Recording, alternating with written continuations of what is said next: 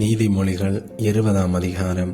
திராட்சரசம் பரிகாரம் செய்யும், மதுபானம் அமளி பண்ணும், அதனால் மயங்குகிற ஒருவனும் ஞானவான் அல்ல.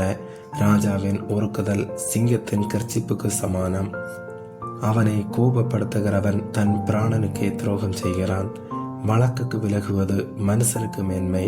மூடனானவன் எவனும் அதிலே தலையிட்டுக் கொள்வான். சோம்பேறி குளிர்கிறதென்று உளமாட்டான். அறுப்பிலே பிச்சை கேட்டாலும் அவனுக்கு ஒன்றும் கிடையாது. மனுஷனுடைய இருதயத்தில் உள்ள யோசனை ஆழமான தண்ணீர் போல் இருக்கிறது. புத்திமானோ அதை மொண்டெடுப்பான். மனுஷர் பெரும்பாலும் தங்கள் தயாளத்தை பிரசித்தப்படுத்துவார்கள்.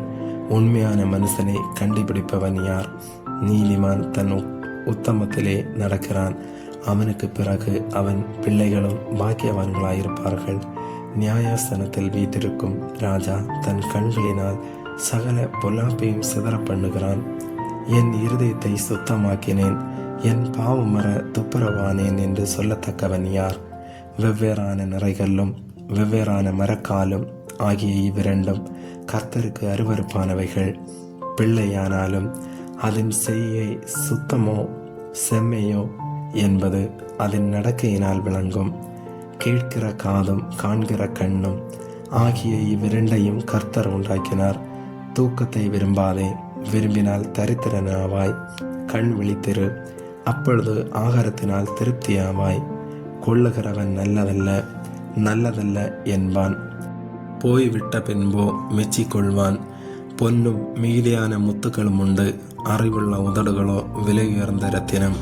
அந்நியனுக்காக பிணைக்கப்பட்டவனுடைய வஸ்திரத்தை எடுத்துக்கொள்.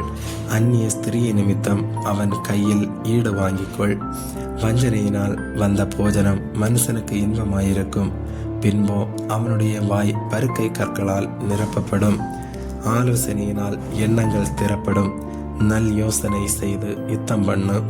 தூற்றி கொண்டு திரிகிறவன் இரகசியங்களை வெளிப்படுத்துவான். ஆதலால் தன் உதடுகளினால் அலப்புகிறவனோடே கலவாதே. தன் தகப்பனையும் தன் தாயையும் தூசிக்கிறவனுடைய தீபம் காரிருளில் அணைந்து போம்.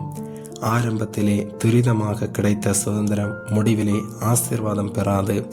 தீமைக்கு சரி கட்டுவேன் என்று சொல்லாதே. கர்த்தருக்கு காத்திரு, அவர் உன்னை ரட்சிப்பார். வெவ்வேறான நிறை கற்கள் கர்த்தருக்கு அருவருப்பானவைகள். கள்ளத்தராசு நல்லதல்ல. கர்த்தராலே மனுஷருடைய நடைகள் வாய்க்கும். ஆகையால் மனுஷன் தன் வழியை அறிந்து கொள்வதப்படி? பரிசுத்தமானதை விளங்குகிறதும் பொருத்தனை செய்த பின்பு யோசிக்கிறதும் மனுஷனுக்கு கண்ணியாயிருக்கும். ஞானமுள்ள ராஜா துன்மார்க்கரை சிதறடித்து அவர்கள் மேல் உருளையை உருட்டுவான். மனுஷனுடைய ஆவி கர்த்தர் தந்த தீபமாயிருக்கிறது.